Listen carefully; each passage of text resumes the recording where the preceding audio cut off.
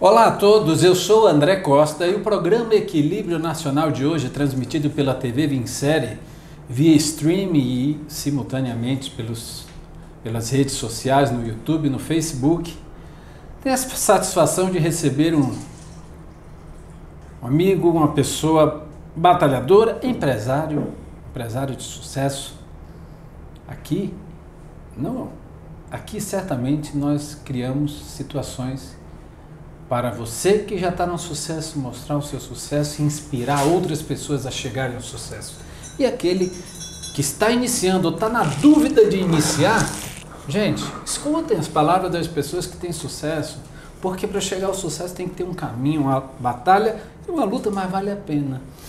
Ele é policial civil aposentado, mas ele também foi para a seara da política, mas isso nós vamos conversar tudo ao longo do programa.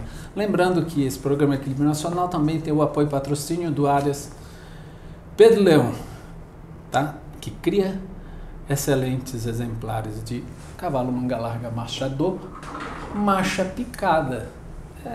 Pensou nesses cavalos? Quer qualidade? Vai lá, fala com Pedro, doutor Pedro, que também é médico. Então, eu estou aqui com o nosso amigo Tabanês. Tabanês, é uma satisfação estar aqui contigo. Vou chamar mais Tabanês, que é assim que lhe conhecem. É, o sobrenome, né, já assim, pegou. É assim que você cresceu, que enfrentou os desafios e que chegou lá, onde as pessoas também almejam. Então é uma satisfação estar aqui, recebendo vocês no programa Equilíbrio Nacional, para que você fale um pouquinho. Fala um pouquinho de você, de repente, para que nosso telespectador possa entender. Até você se aposentou e hoje você é um empresário, mas certamente você começou a ser empresário bem antes de se aposentar, né? Fala para nós, vai. É um prazer estar no teu programa. E normalmente é aquela pergunta, quem é Tabanês, né? O pessoal vê o nome assim, Tabanês, aí confunde com Ibanês. Sim. Mas Tabanês é Tabanês, Ibanês é Ibanês. Nós não temos nenhum tipo de vínculo familiar. Okay. Tá? O dele é Ibanês Rocha, o meu é Carlos Alberto Rodrigues Tabanês, que é um sobrenome de origem espanhola. Okay. Minha família veio para Brasília em 1958, mais ou menos, para a construção de Brasília. E metade da família era de Minas, metade do Rio, e aí se junta lá na velha CAP, que é hoje chamada de Candangolândia. Sim. E aí em 1970 eu nasci. Nasci em 1970, sempre morei em Brasília, estudei em novo, né? Mas tá novo demais. 52 anos agora. Tá bom. Sempre, como eu falei, sempre morei em Brasília, sempre estudei em Brasília, formei em Química. Depois fui ministrar aula de Química por quase 10 anos, em vários colégios do Distrito Federal, tais como Compacto, Projeção, JK, La Salle, Alvorada, AD1, Centro Ensino 6, SEAB, até em Formosa eu andei dando mais aulinha. Tem uma parte da Química até que eu gostava, que era orgânica. Né? Orgânica, né? Orgânica, aquelas coisas que era legal, mas vamos lá. Depois disso, eu tive a oportunidade, fiz um concurso para a Polícia Civil, passei da Polícia Civil, tomei posse, trabalhei uns 3 a 5 meses na 4ª DP, que é a delegacia do Guará, onde eu morava. Depois eu fui para a delegacia de roubos e furtos.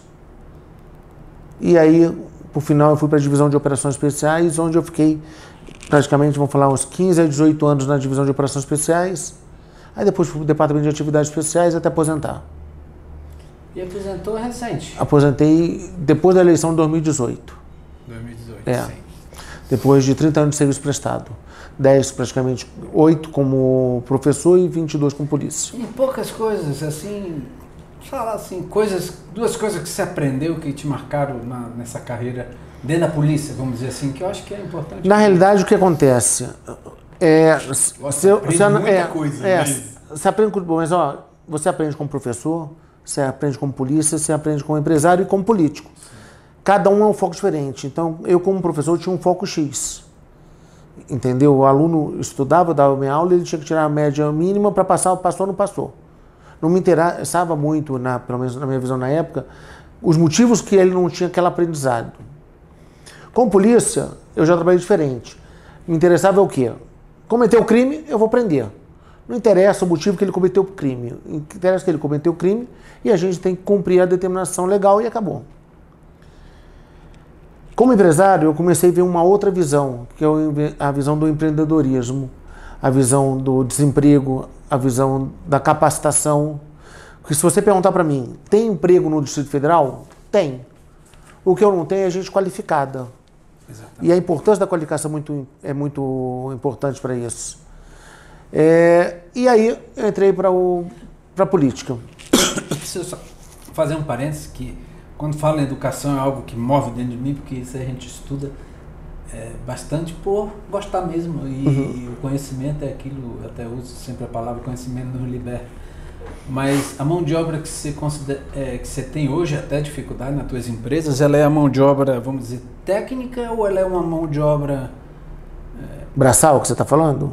Não, é que... Sem qualificação técnica? É porque hoje é uma defesa nossa do grupo que a gente fala com quem tem que falar, os legisladores todos, porque o grupo tem 35 anos, então... E nós estudamos muito fora do país sobre o desenvolvimento humano. E o que nós vemos hoje, entendemos, tá? Opinião nossa, não estou criticando, é que o ensino formal não está formando pessoas preparadas para o mercado de trabalho. Não forma. Então, nós fazemos mentorias, ministramos seminários, tudo com técnicas aplicadas que foram desenvolvidas desde o século XIX pelos principais empresários de sucesso americano, desde Henry Ford, Thomas Edison, Então, aquilo era um conhecimento aplicado que eu acho que carece todos os responsáveis pela educação. Por exemplo, eu costumo dizer assim, tem duas coisas que a escola não ensina, nem a escola, nem a universidade. É como tomar uma decisão e como ganhar dinheiro. Mas se ensinasse estava fácil, né? Todo mundo ia fazer. Pois é, então, de fato, Então, assim, e aí às vezes me lembra aqueles tempos, que nós somos praticamente a mesma idade, então, daquelas escolas técnicas, que você saía pelo menos técnico ali do 2º grau, e tinha uma coisa que você sabia fazer. Hoje, é difícil, então, é por isso essa pergunta, se o que tu sentes sei lá, um curso técnico profissionalizante resolveria, ou tem que ser uma universidade, ou tem que ser algo aplicado, né? O que acontece? Se você analisar a educação, teve uma época anteriormente que era, vamos falar, moda, os cursos técnicos. Então você terminava o 2º grau como técnico em contabilidade, técnico em química, técnico em patologia clínica, técnico em administração, por aí, nessa parte toda. E aí elétrica, se mudou a visão eletrotécnica, se mudou a visão para o ensino científico, formado para você fazer uma faculdade, tá certo? E entrar no nível superior. Só que o que acontece? Para ele entrar numa faculdade e continuar no nível superior, ele tem que se manter. E hoje, o que acontece? A pessoa que termina o 2º grau, ela termina o 2º grau totalmente despreparada. Ela não tem hoje, saiu do 2º grau, ela não tem formação nenhuma, ela não tem nem currículo para isso. E eu vou até mais adiante. Muitas terminam a faculdade ou a universidade e continuam na mesma. Eu lembro que nós ministramos um seminário assim, que o título foi uma enquete que fizeram assim: terminei minha universidade. Vou fazer o quê? E agora? É uma interrogação. Para cá, onde eu vou? Porque eu estou perdido. Porque muitas vezes também terminar a faculdade não quer dizer que você vai ter emprego. Não. Hoje o mercado de trabalho cada vez mais são pessoas especializadas. E outra coisa, você tem que acompanhar o que o mercado precisa. Então algumas coisas que em 1980, em 90 era a base do todo mundo queria fazer, hoje praticamente não se aplica mais. Hoje nós temos um avanço muito grande na área de tecnologia, sim, na área de sistematização e por aí em diante. Então, isso é uma primeira coisa. Agora, o técnico não tem jeito. O problema é que hoje nós temos, o pessoal sai do 2º grau sem saber escrever direito. Então, como é que ele entra no mercado de trabalho? Eu terminei, eu vou fazer um cursinho para passar num concurso. Aqui em Brasília é um local que tem muito concurso, mas no Brasil, de modo geral, não tem. Você sabia que essa estatística que eu vi recente, eu achei até que era bem maior, mas o número de emprego público no Distrito Federal é 30%. Só, aí é muito em relação aos demais, mas não é. Eu achei que era bem mais. Mas é porque é o que acontece. Antigamente, Brasília era a cidade do funcionário público. Hoje não. Só que ela foi crescendo, pessoas de fora de outros estados vieram, e hoje o serviço público é a menor parte, vamos colocar assim. Sim. Hoje o que faz mesmo é o comércio. Aqui não tem fábrica, aqui não tem indústria praticamente, entendeu? Então hoje é o comércio, são os empregos ligados aos órgãos públicos, que são os terceirizados. Só que hoje você chega, por exemplo, se eu chegar aqui e falar o seguinte, eu preciso de uma secretária executiva trilingue, eu não acho. Ela mal sabe falar português. Exatamente. Entendeu? Então... Escrever então nem se fala. Nem se fala. Então, o que a gente precisa hoje? A gente precisa especializar. É o aluno sair, pelo menos do segundo grau, sabendo escrever, fazendo uma boa redação. Mas, infelizmente, hoje isso não está acontecendo. Ele tem uma formação, por exemplo...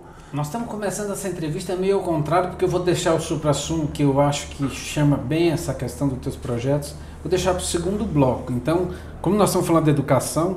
Depois nós vamos entrar numa pauta política voltando assim, porque a gente está só para ter o nosso público ter esse direcionamento. Entendeu? Então o que mais? Então sobre hoje o mercado de trabalho... Até porque eu estou diante de alguém que é da área de educação, é da área de... Eu tenho um pouquinho de experiência, fui funcionário público também. Então assim... Então eu tenho eu tenho uma experiência um pouquinho de cada coisa. Então o que eu falo hoje? Hoje, como eu te falei, eu preciso de gente qualificada.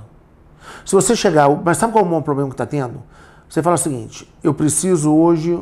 Vamos dar um exemplo... de uma coisa que... Uma pessoa que mexe com conserto de celular.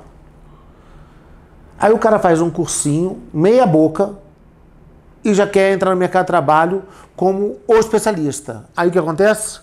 Prostitui o valor, ninguém consegue ganhar nada... E o trabalho do cara, muitas vezes, a pessoa paga para ele e depois tem que pagar para um que saiba fazer de verdade. Nós temos um grande projeto dentro do grupo, que é esse desenvolvimento que nós estudamos, eu e a minha esposa, há mais de 20 anos. Investimos muito, mas para nós. Tudo feito fora do país. Canadá, Estados Unidos e Inglaterra, que era o berço de tudo isso. E nós não lançamos ainda por causa dessa bagunça de mercado que... Eu depois que estudei 10 anos, eu tive coragem a dar meu primeiro treinamento. Hoje a pessoa estuda 2 meses. Não, estuda um mês. Estuda um mês, já é especialista. Ou ele faz um cursinho e já sai. Dá um exemplo. A gente falou muito, hoje é moda, mercado, instrutor de tiro. Chega lá no seu negócio. Mas instrutor de tiro. O cara faz um cursinho básico de instrutor de tiro de 80 horas e sai de lá achando que é instrutor de tiro. E aí você vê o tanto de cagada que você tem pelo Brasil. Quantas horas de tiro o Tabanês tem? Não. É muito. Eu não vou nem falar. Não dá para calcular fácil, mas é muito. É muito. É porque eu comecei diferente. Eu comecei fazendo curso de revólver, curso de pistola, curso de submetralhadora, por arma, curso de espingarda calibre 12. Aí depois eu fiz o curso de instrutor pela polícia, curso de especialização, curso de aperfeiçoamento de instrutor. Então, é uma coisa puxando a outra, entendeu? E fora que eu sou atirador esportivo desde 1989. Mas, são coisas distintas. Mas hoje, você vê no mercado, todo mundo quer ter o título assim, instrutor. O cara quer ter o título de alguma coisa. Então, muitas vezes, ele pega instrutor. Não sabe nada, mal sabe o beabá. Mas vai lá, camisa de instrutor e ensina um bocado de coisa errada. E aí, aquelas pessoas que aprenderam errado vão passando o conhecimento errado. Costumo dizer o seguinte, nós temos que olhar de trás para frente até o nosso público. Gente, nós, o Grupo Vincere, sempre há 30 e poucos anos, trabalha pautado dentro dos princípios. E assim a TV Vincere também. Então, se você quiser saber como a coisa funciona, olha de trás para frente. Né? Se alguém diz que é isso, olha o resultado dele, de trás para frente. E aí é fácil chegar ao ponto se é ou se não é. Mas as pessoas, de fato... E outra, o pior é que tem gente que está dando papel de título à vontade. Tá. Né? Eu acho que isso teria que ter uma regulamentação, mas tudo bem, vamos lá. E nessa parte, antes de eu voltar, porque vai ser o maior temática nossa dentro dos teus projetos sociais, essa questão do tiro dos clubes, né? Que é uma coisa bem interessante, que você é um especialista nisso, nessa área. Mas assim, a tua inserção na política, tu vislumbrava, assim, qual a bandeira, contribuir em quê? Porque na realidade, talvez nisso que nós já falamos, em mudar essas... Na realidade, eu entrei na política de um jeito totalmente adverso. Por quê? Porque eu nunca gostei de política. Toda vez que alguém falava em política, eu tacava desculpa a palavra, foda-se, xingava, esculhambava, virava as costas e ia embora. Então, sempre falava que na política só tem ladrão, só tem vagabundo, só tem gente que só quer olhar para si. E sempre foi assim. E aí, de repente, em 2016, dezembro de 2016, a coisa muda. Me mostram... me mostram numa discussão, num bar, o cara chegou para mim e falou assim, se você acha que a política é tudo isso aí, por que em vez de você ficar só reclamando, você entra e tenta mudar? E aí começou. Foi mais ou menos assim que começou a política. Mexeu logo no mexeu bichinho, logo, assim, mexeu logo. E aí eu comecei a entrar, comecei a fazer reuniões com a população, e aí comecei a ter uma visão totalmente diferente como professor, como polícia e como empresário. Porque eu comecei a entrar na casa das pessoas, não por uma ordem judicial, mas eu comecei a entrar na casa das pessoas a convite delas para conhecer a realidade delas e as necessidades delas. De forma espontânea. E aí começou. E aí foi indo. E como foi como foi assim, só para a gente não alongar, essa mudança de você estar dentro do ambiente de uma forma diferente. Ali você está bem-vindo. Porque na realidade eu entrava de madrugada, às 6 horas da manhã, chamou uma vez, duas, não abriu, mete o pé na porta e vai entrando e cumpre o que tem que cumprir ou prende quem tem que prender. A realidade era essa. É verdade. Aí, depois disso, quando eu entrar na política, eu comecei a entrar, não porque eu tinha uma judicial, e sim porque a pessoa queria me contar a vida dela, mostrar as necessidades da comunidade, necessidade do grupo, e aí a gente começa a conhecer uma outra realidade totalmente diferente, onde você começa a ver por que o cara rouba, por que o cara não estuda bem, por que o cara está desempregado, e aí vai por em diante. Era essa a pergunta que eu ia fazer, que se depois você se deparou com essas situações paradoxais, onde você teve que muitas vezes ser enérgico por estar cumprindo ali o seu ofício, e depois você entendeu por que aquilo aconteceu. Você já respondeu. Entender a gente entende. Mas não é justificado. Não é justificado. Porque tem outro caminho para você crescer na vida. Tem. Né?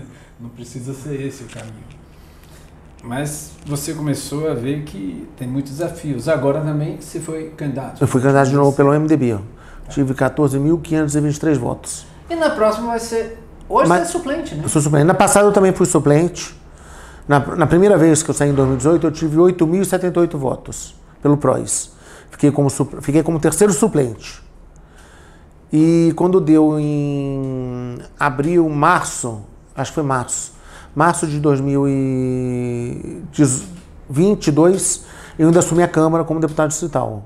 Fiquei lá 18 dias, mais ou menos, como deputado.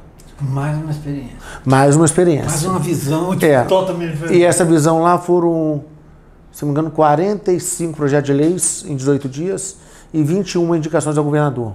Eu não lembro de cabeça certinho quantas foram não, que já... E agora, nessa segunda, eu saí de 8.000 votos, fui para 523. Aumentei 79% da quantidade de votos. E aí saí de terceiro suplente, hoje estou como segundo suplente. Já quer profetizar a próxima ou não? Mas vamos deixar para lá. Vamos esperar, vamos ver o trabalho, vamos ver como vai ser. Vamos trabalhar primeiro, né?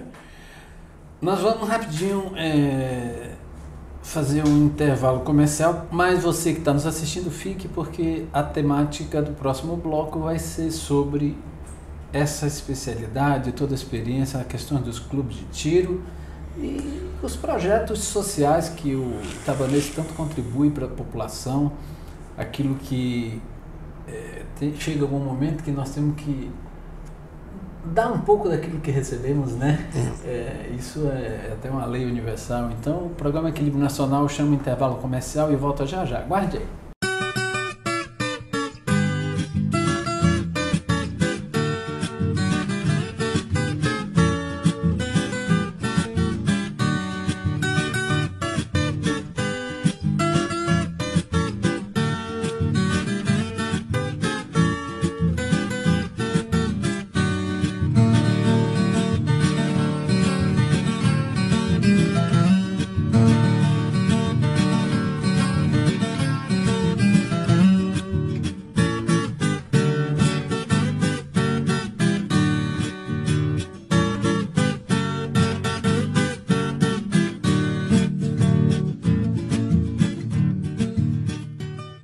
O programa Equilíbrio Nacional volta do intervalo comercial com o nosso amigo, agora eu vou falar Carlos Tabanês, só para ter o primeiro e o sobrenome, tá? Lembrando do Aras Pedro Leão, que nos apoia.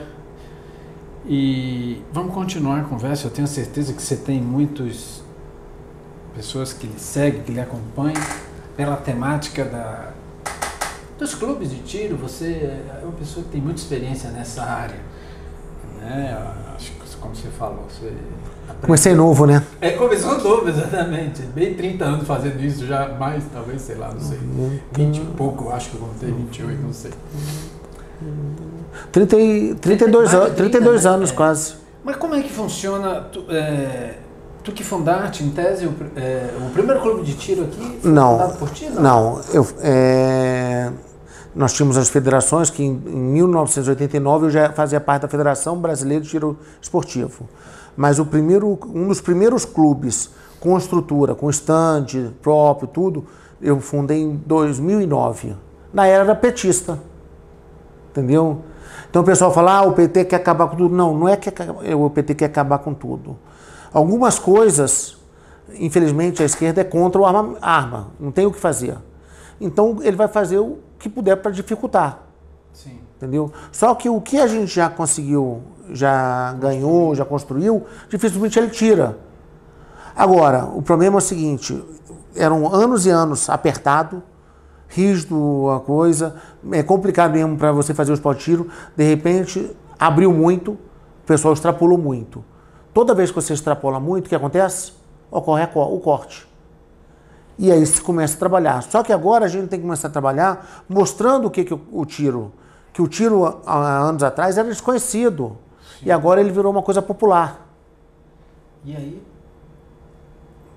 como eu digo, quando se abre muito, ou todos os extremos, vamos dizer assim, eles nunca são bons, né? E vem também aquela questão das pessoas despreparadas. Essa coisa está muito fácil, vamos lá. E nós que estamos ralando aí há quantos anos para fazer a coisa dentro do que tem que ser feito, acabamos sofrendo. O que acontece? Os clubes de tiro era o seguinte, eu posso falar que em 2018 devia ter 3 ou 4 clubes de tiro no DF. Hoje nós temos mais de 34. Então cresceu muito o tiro, porque muitas pessoas, como teve uma facilidade muito maior de conseguir arma, munição, então isso daí deu. Para quem gostava do armamento e quem gosta de atirar, foi muito bom. Mas também junto desse grupo que é os atiradores, pessoas que gostam do esporte de tiro, vieram também aquelas pessoas que querem ter arma só para poder andar e burlar a legislação do porte de arma federal para poder utilizar essa arma pelo tiro. Entendeu? Então, esportivo, né? Então isso teve um exagero. Então teve muita gente infiltrada, tá certo, nos clubes de tiro, com intuitos escusos. Mas graças a Deus essas pessoas começaram a ser presas. Então já vai se fechar de novo o clube de tiro para quem gosta do tiro. E não para quem gosta do tiro e quer ter o prazer de estar andando armado. Quer ter arma, quer andar armado, entra na Polícia Federal, na documentação da Polícia Federal e tira o seu posto federal de arma. Se for concedido. Se for concedido, E aí corre atrás disso. Mas porque nós estamos falando aqui de tiro esportivo. Tiro esportivo. É totalmente diferente. São coisas. A arma do tiro esportivo é diferente da arma do tiro do tiro de defesa. Não sabia, ou seja, essa arma de tiro esportivo ela não é comercializada. Não, ela é comercializada. Não, sim, mas para outros fins, não. Só para quem tem o registro. O que acontece? Do tiro esportivo. A arma está lá, um 38. Sim. Vamos falar, um 38 6 polegadas. Ele pode ser comercializado para a pessoa que quer fazer tiro esportivo e para a pessoa que quer ter sua arma em casa. O que muda? Quando você quer o tiro esportivo, você vai tirar um CR, que é o certificado de registro do Exército, sim, vai ter que se filiar a um clube, fazer toda a documentação, e essa arma é utilizada para você treinar. A outra arma, quando você não quer o esportivo, você quer ter sua arma, você vai na Polícia Federal e pede a autorização da compra de arma pela Polícia Federal. Ela vai te dar uma autorização e você vai ter o direito de ter essa arma em casa para sua defesa. São coisas distintas, entendeu? E se quiser ter o direito de portar a arma, é outro tipo de pedido, hein? O cara que tem arma para defesa, ele vai lá e faz a documentação, faz todos os trâmites para o porte federal de arma. Sim. Então são coisas distintas, entendeu? E aí o que você fala, a confusão que existia era a pessoa tinha a liberação para o tiro esportivo e queria andar com ela. O que acontecia, como os clubes de tiro, com a legislação na época do Bolsonaro, deu que o atirador, quando ele está em deslocamento para o clube de tiro, ele pode ter uma arma pronta para uso. Por quê? É a coisa mais lógica do mundo. Imagina, você está indo para o clube de tiro, tua arma aqui e tua munição lá atrás. Você é um alvo fácil para qualquer ladrão, sabendo que você vai para o clube de tiro. Então, nessa época, faz sentido, fizeram a legislação para que você que vá da tua casa para o stand de tiro, da tua casa para um centro de treinamento, da tua casa para uma competição, poder ter uma arma pronta para uso do teu acervo para poder defender uma futura arrebatamento dessas armas. E isso faz todo sentido. O problema é que muitos utilizaram desse subterfúgio para querer andar armado o tempo todo. Porque isso naturalmente existe um trajeto que é permitido a pessoa fazer. Não fala trajeto. O clube de tiro pode ser qualquer clube de tiro, não é o que ele é sócio. Entendi. Entendeu? Ele pode ir lá e treinar em qualquer. Qualquer um. Então é muito aberto. E com isso começaram a fazer o quê?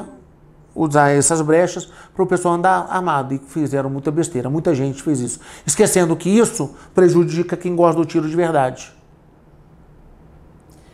Ele tudo na vida bem utilizado, ele é correto. Esporte, é correto, né? E fizeram... Um carro na mão de quem não sabe é uma arma. E de quem sabe também quer fazer merda, faz... Por exemplo, vou dar um exemplo agora de uma coisa, do retrocesso. Tá? No governo anterior, saiu uma portaria que quem tem um porte de arma, ele pode utilizar a arma que está escrito no porte ou qualquer outra arma que seja registrada no nome da pessoa. Ótimo. Mesmo uma suposta para defesa. Não, é para defesa. Não. É da defesa, tá? Então você tem 3 armas, um revólver e uma pistola. Você pode sair com a pistola ou com um revólver. Agora, derrubaram essa portaria falando que você só pode do registro. O problema é que a pessoa que fez isso, eu acho que a pessoa não tem um mínimo. A ideologia política dela supera o bom senso e a realidade. Porque imagina o seguinte, você tem um carro... Desculpa falar assim, vamos falar que você tem um Fusca, tá? Então, você tem a habilitação para andar com o Fusca seu. Então, você não pode andar no meu Passat. Você não pode andar... Em qualquer carro. Qualquer carro. A habilitação é para carro, né? A mesma coisa, o porte de arma te dá autorização de andar com a arma. Então, não interessa se é um revólver ou uma pistola. Então, falta bom senso. Ele não está vinculado a... específico. Não, o porte de arma, quando fala porte de arma, ele deveria ser o quê? Está te dando autorização do porte de arma. Sim. Não interessa se você tem um revólver ou uma pistola. Sim. Você pode usar um ou outro. Okay. Aí não, aí fizeram... É uma habilitação. Aí agora suspenderam falando que só pode aquela que você tem o registro. É como o seguinte, que você tem um Fusca, você só pode andar no teu Fusca. Se tua mulher tem uma BMW, você não vai andar no teu BMW porque você está desabilitado. Então é esse tipo de coisa que rebentam uma política de governo. Porque está vendo que a pessoa não está fazendo o que é certo. Está fazendo o que uma ideologia fala. E a gente não tem que brigar por aí. A gente tem que ter um bom senso. Eu posso não gostar de arma, mas eu tenho que respeitar quem gosta de arma. Existe técnica para isso. Sim. A gente fala, como é o nome? Homofobia. Sim. Eu posso não gostar do cara, mas eu não posso ser homofóbico a ele. Sim. Tá certo? Eu não posso ser homofóbico ou xenofóbico ou qualquer coisa. Sim. E é o que o governo hoje está fazendo com a arma. Ele tem a fobia à arma e ele acha porque tem fobia não se pode, ele não sabe respeitar quem tem os direitos. E isso que a gente tem que mudar. Nós temos que mostrar para ele que armamento o armamento só dá errado quando é usado incorretamente. E um exemplo típico, você lembra aquele caso que foi repercussão no Brasil todo e até fora no mundo, daquele caseiro, você lembra dele? Ele aterrorizou as cidades de Cocalzinho, aquilo lá, o Lázaro. O único lugar que ele não aterrorizou foi o lugar que o proprietário tinha uma arma. Aí o atual governo está pensando o seguinte, vou desarmar a população. Só que ela desarma a população de bem, os bandidos continuam armados. Quando faz a campanha de desarmamento, você entrega a tua arma. Me prove que tem um bandido que entregou sua arma. É uma questão muito difícil. É difícil, mas é uma questão difícil onde você tem que usar o bom senso e não só ideologia. E não cabe numa situação técnica ideologia também. Sim, mas o problema Não, eu digo assim, o não problema é caberia. isso, não cabe. Não caberia. Não cabe ideologia, mas hoje se você tem as ferramentas de ter, senão daqui a pouco é proibido o carro que passa de 200 por hora, porque pode o cara atropelar. Sim, outra coisa, entra um presidente do Instituto de... Do IFAM? O IFAM é da... Eu esqueci agora o nome, deu branco no Instituto. Patrimônio... É o IFAM, de patrimônio. Aí ele tem um grupo de trabalho que fala assim, a arma não é patrimônio da humanidade. Uma imbecilidade que está dizendo. A arma começou no início. Hoje a população, hoje a civilização é o que é por causa do armamento. Se você analisar o que foi a Primeira Guerra, a Segunda Guerra, a Terceira Guerra, e por causa do armamento, hoje você pode acabar com o mundo. Porque hoje nós temos as armas nucleares. É uma evolução, é um histórico. Então, infelizmente, a pessoa é tão tapada assim que ela não consegue ver que, eu não gosto. Não me interessa se você não gosta. Mas a arma começou da faquinha, da pedra, tá certo? Da pedra lascada, sim, onde fez a primeira arma para sobreviver contra os tigres de Bengala e por aí em diante, até hoje o que é. Mas a ideologia da pessoa é tão assim que ela não consegue ter uma visão ampla. E por isso que nós temos hoje a situação que nós temos. E como, assim, você tem muita experiência nisso e já viveu eras dentro disso. E décadas. Governos, décadas e governos, tudo. Como você vislumbra isso? Agora, 2023, como vai ser esse desafio? Deixa eu te falar, o desafio vai ser grande. Vai ser grande, vai ser uma briga intensa, tá certo? Vai ter muita ação judicial, vai ter muita movimentação. O que acontece é o seguinte, como gerou uma briga de ideologia, Bolsonaro e Lula, isso aí, eles perderam a razão por causa disso. Eu posso não gostar do Lula, tá certo? Mas querendo ou não querendo, ele ganhou. Acabou-se. Ele foi diplomado. Eu vou fazer o quê? Vai fazer o seu trabalho para na próxima eleição o outro ganhar, se você não concorda. Sim. Concorda comigo? Perdeu, deixa eu falar, perdeu porque não trabalhou corretamente, não trabalhou possível. Então é esse o trabalho que a gente tem que... O pessoal tem que botar na cabeça o seguinte. Você teve a oportunidade de votar, de escolher seu representante. Se você não escolheu corretamente, o problema é seu. É meu, é nosso. Mas foi da grande maioria. Apesar que ficou pau a pau isso. Foi uma briga feia. Mas um voto faz a diferença. Então agora é o seguinte, aceitar e trabalhar. E não deixar que façam os mesmos erros que foi feito há anos e anos atrás. Eu acho que tudo tem a forma de ser feita e é possível fazer independente de governo, de A, de B ou de C. E como você vê assim a ansiedade daqueles que gostam de praticar o esporte, como que está a cabeça do pessoal? Está uma insegurança jurídica. Uma insegurança total, eu imagino. Né? Totalmente. Em Brasília, se não me engano, são 60 mil atiradores. Tem uma quantidade boa. Tá certo? Então, o que acontece? Ele não vai acabar com o armamento. É impossível. Só se ele quiser arrumar uma confusão generalizada. Porque quem já tem seu direito adquirido não quer perder ele.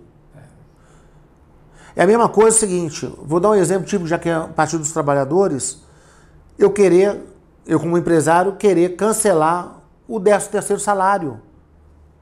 Imagina, é um direito adquirido do trabalhador, que o trabalhador já usa o free dele, de repente, eu como político, ou com outro político, vamos fazer uma mudança na reforma trabalhista e acabou o 13º.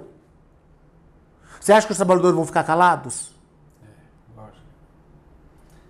E o contingente hoje já é grande, né? No Brasil todo, no Brasil todo eu não tenho nem ideia de condição. Deve ser só aqui são 60 Eu sei que tem mais ou menos mais de 2 milhões de armas no Brasil.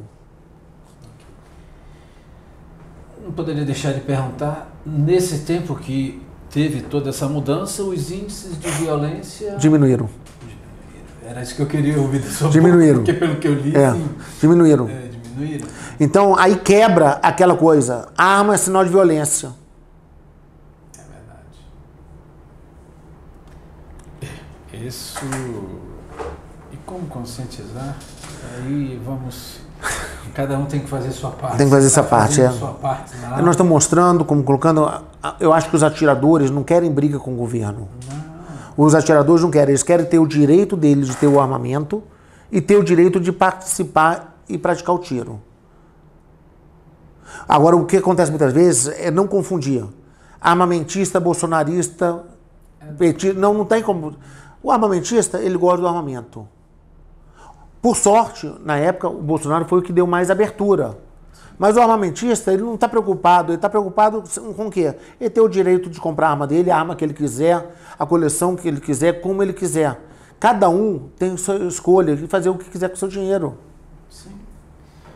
Dentro das responsabilidades Sim. e regras estabelecidas. Agora, o que tem que fazer? Endurecer a legislação. Se o cara fez merda, cumpra a merda.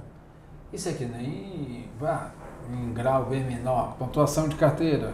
Sim. Ou depois a pessoa cometeu algum delito, perde o primário. Então você vai criando alguns mecanismos de controle de fato.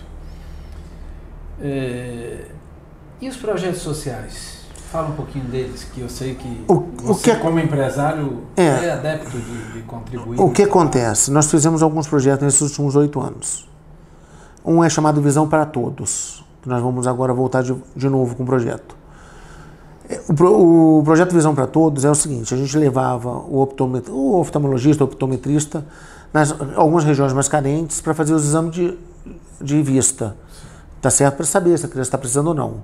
Agora nós estamos tentando, vamos ver se daqui para junho, nós estamos montando direitinho, para levar esse projeto para as escolas. Porque você sabe muito bem que muitas das crianças não conseguem ter aproveitamento escolar porque não estão enxergando direito. Tem dor de cabeça. Então, eu quero ver se eu começo a levar de 1ª a 4ª série, depois de 5ª a 8ª série, o projeto para as escolas públicas, de locais de baixa renda, para que ele faça não só o exame de vista, mas o exame de vista já é entregar um óculos. Esse é um que a gente está tentando fazer. Isso é extraordinário. Você falou uma grande verdade. Eu já presenciei várias situações de crianças que só recebia crítica. O rendimento. Foram ver, era problema de vista. A criança não enxergava. Não enxergava direito, aí dava dor de cabeça, aí começa. Então, nós fizemos o primeiro projeto que era só fazer os exames. Só que a gente viu que não adianta só fazer o exame. Eu faço o exame e falo, você precisa usar óculos. Mas o pai e a mãe não tem condição nenhuma de comprar. Então nós estamos tentando agora melhorar esse projeto.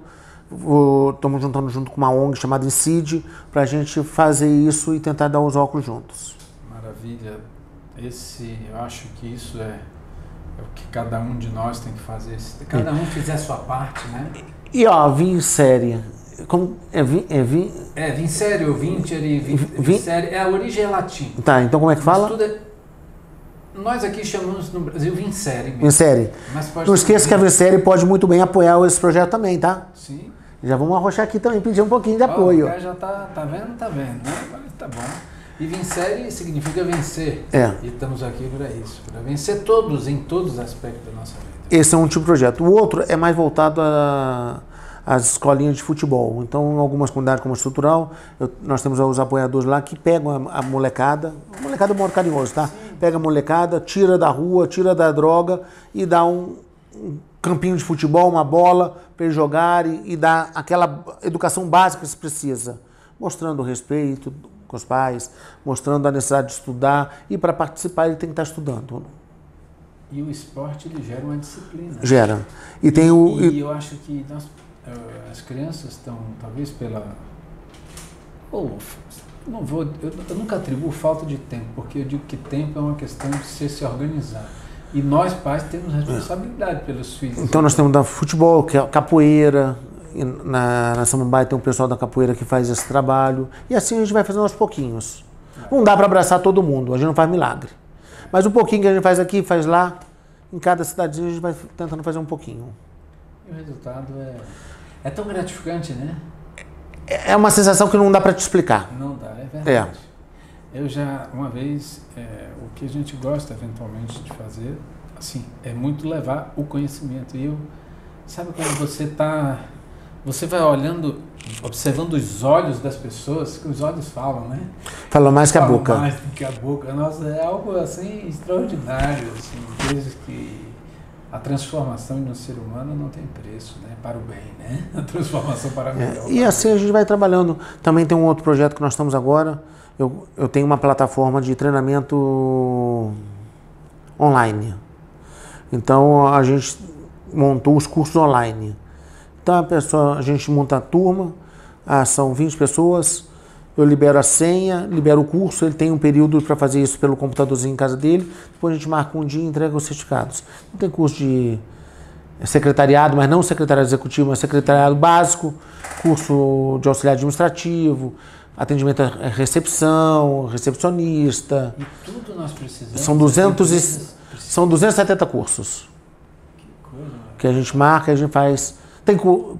Muitas vezes tem um curso de bolo no pote, só que não tem a prática porque, infelizmente, mas você pegando a receita, você consegue fazer um pouquinho. Isso, você quer errar como em casa. E isso já te dá a base do empreendedorismo. Exatamente. Ele faz um cursinho de bolo no pote, fez a primeira vez, errou, fez a segunda, acertou, fez a terceira, ficou bom, já está fazendo um pote, está saindo na rua para vender. E ele começa com um pote, com 10, com 20, já está montando um localzinho, já está espalhando. E assim a gente vai... Levando dignidade, né, às pessoas, é o que nós precisamos resgatar isso, né? Uma vida digna para todos. Né?